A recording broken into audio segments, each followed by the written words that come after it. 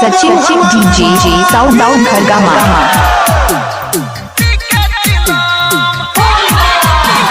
Sachin DJ sound खरगामा।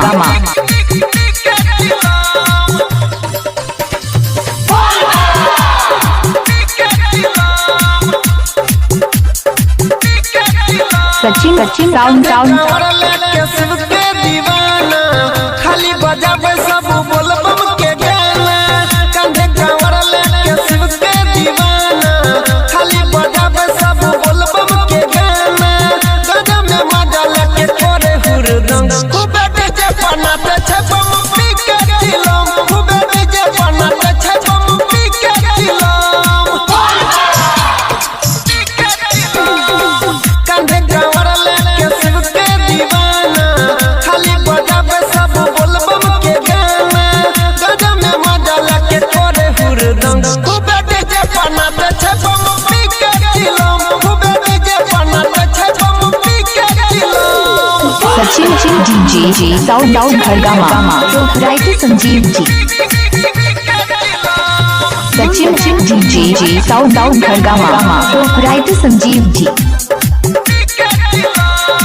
भांग के गोला भोला काहे पिबाबै छै, डीजे पर गोला गोला कमर हिलाबै छै।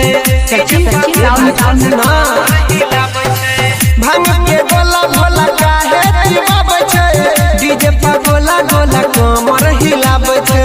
सचिन साउंड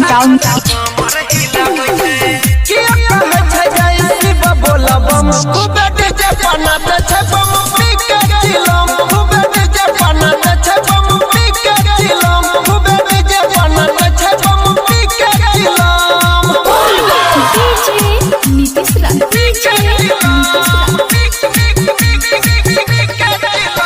राज डीजे रिमिक्स राज डीजे रिमिक्स अनिल वरुण पिए धुआं उड़ाका, अनिल भाई परवीन देवेंद्र दै छै चिलम जराका, अनिल वरुण पिए धुआं उड़ाका। सचिन साउंड